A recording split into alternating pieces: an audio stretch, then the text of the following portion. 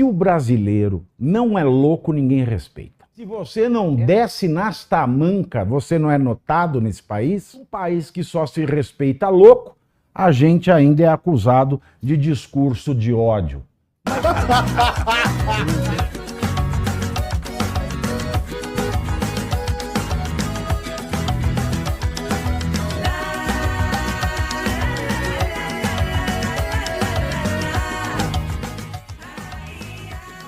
Você já experimentou chegar no banco? Aí se aquela porta giratória fica travando com você toda hora? Já pensou que a hora que ela dá a primeira travada, se você der 5 bicudas na porta, você vai para frente? Já parou para pensar nisso? Já parou para pensar que quando a escada rolante do metrô Sé às 6 horas da tarde tá lotada, se você pegar a escada rolante da contramão, vai ter gente seguindo você? Já parou para pensar, meu filho? Mas pensam o que de nós?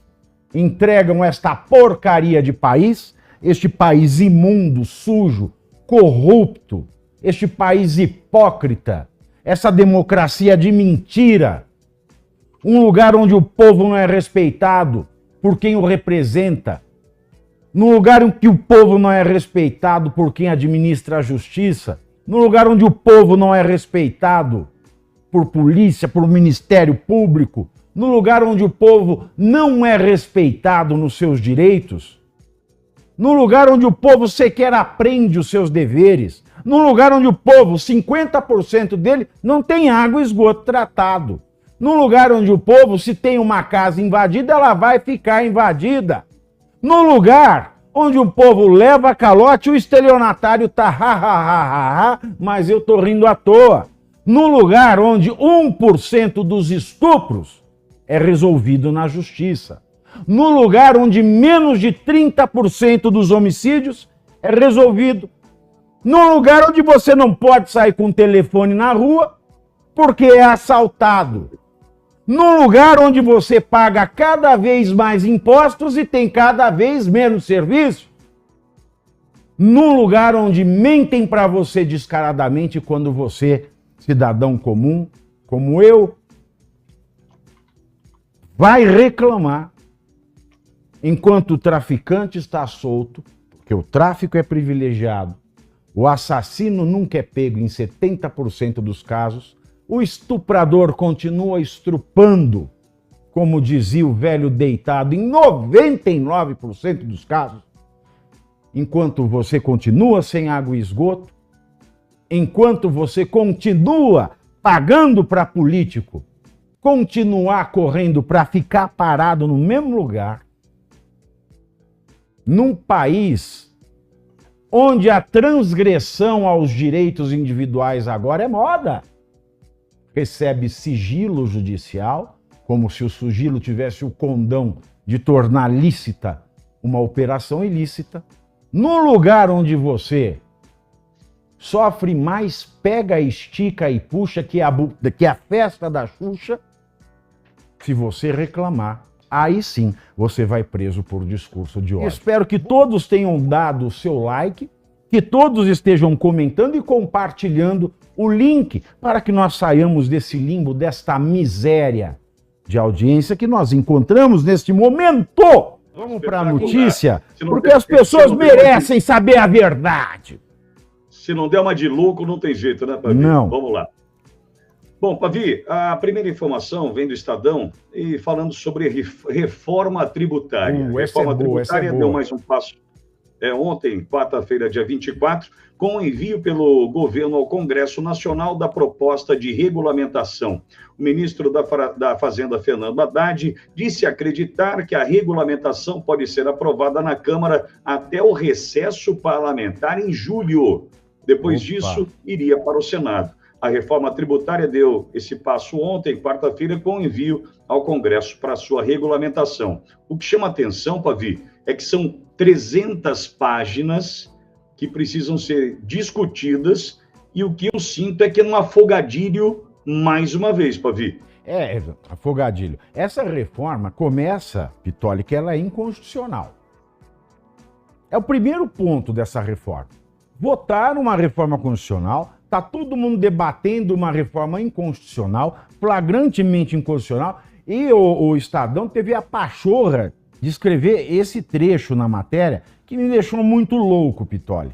Muito louco. Se eu pudesse, eu saía dando bica na matéria também. Ela falou que para a unanimidade dos especialistas, a reforma não é ideal, mas era a reforma que precisava ser feita. Primeiro, precisava o escambau. Esse é o primeiro ponto. Unânime.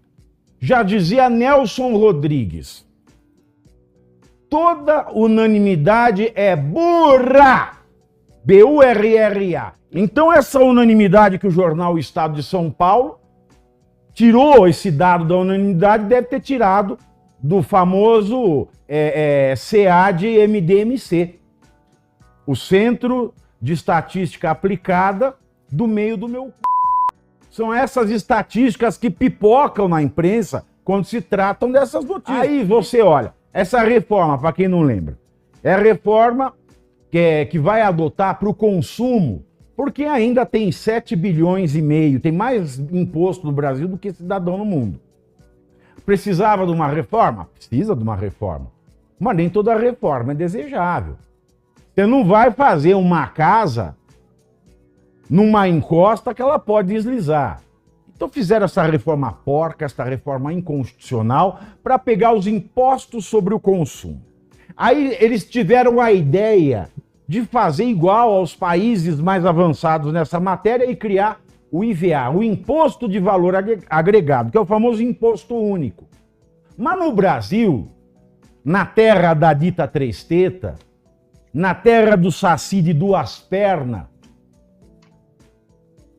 o imposto único já é 8. Você já viu o imposto único em 8? Pois é o caso brasileiro. Pegaram o imposto único, vamos fazer o imposto único no Brasil. Aí fizeram o imposto único Brasil, que na verdade são 8. Pegaram o imposto para pegar 5, para fazer um purê de 1, fizeram 8. Vocês estão acreditando nisso? O senhor Fernandes tem uma frase ótima. Me tomam tudo à força e me chamam de contribuinte. É igual chamar este país vergonhoso de democracia. Chamar esta porcaria de contribuição. Aqui, ó, alíquota padrão. Quanto vai ser? Não sabe. Era 20, era 23, era 24, nós já estamos em 27,5, que já nos leva para a maior alíquota do mundo. Mas o Haddad falou, ai, quanto mais exceções vocês fizerem, maior fica a alíquota. Ah, é, Chuchu? Porque foi o governo que enfiou a isenção da contribuição para a Stella Atlantis criar emprego. E deu isenção tributária para ela até 2032. É por isso que tá todo mundo comemorandinho. Ai, o craque o Lula, ai, o Lula, ai, meu Deus, ai, ui, ai, ui.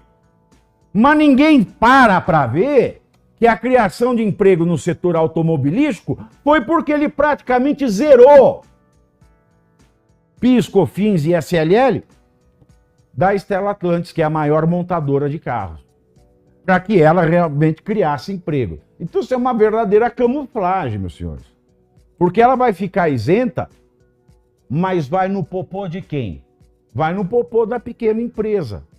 Pequenas empresas, grandes impostos. Né? O lema novo do Brasil. E hoje já está se discutindo, veja bem, mais um especial para taxar as compras por internet. Então, veja, o nosso imposto único. Pegaram 5 para fazer um único que é 2, assim tá caralho de duas pontas, e já fizeram 8 dele. Já destrincharam ele em 8. E é inconstitucional por quê? Porque a Constituição, ela dá ao município o poder de definir a alíquota do Imposto sobre Serviço, o ISS. A mesma Constituição, ela garante ao Estado a definição do ICMS. Se nós somos uma federação, já somos uma federação fajuta. Porque vamos pensar nos Estados Unidos, modelo de federação. cada estado tem a sua legislação criminal, a sua legislação civil, a sua legislação comercial, a sua legislação de trânsito, a sua legislação tributária, o seu sistema judiciário independente da Suprema Corte. E aqui no Brasil nós temos o quê? O Código Criminal Nacional, o Código Civil Nacional, o Código Comercial Nacional, um Código de Trânsito Nacional, um Código Tributário Nacional e o Judiciário Estadual que acaba no STJ e no STF, ou seja, acaba em Brasília. Então, o que resta de federalismo para o Brasil? Exato. Então, esta pequenina possibilidade de poder definir taxa de ISS para o município e o ICMS para o Estado era essa pequenina lembrança de federalismo que tinha no Brasil. Aí vem o Congresso e faz uma reforma tributária e tira esta garantia fundamental ao federalismo. E tá tudo bem. Tá todo mundo cagando. Aí vem a imprensa, que ouve especialista, e repito, especialista do CAD-MD-MC, do Centro de Estatística Aplicada do meio do meu... Porque não é possível que o especialista esteja cego diante de um fato desse. É especialista em quê? Não deve saber nem a diferença de bosta de pato e bosta de galinha. Bom, e o que acontece com isso? Isso tudo agora vai para Brasília. O que vai acontecer, senhores? Primeiro, vai aumentar os impostos. É fato, já aumentou.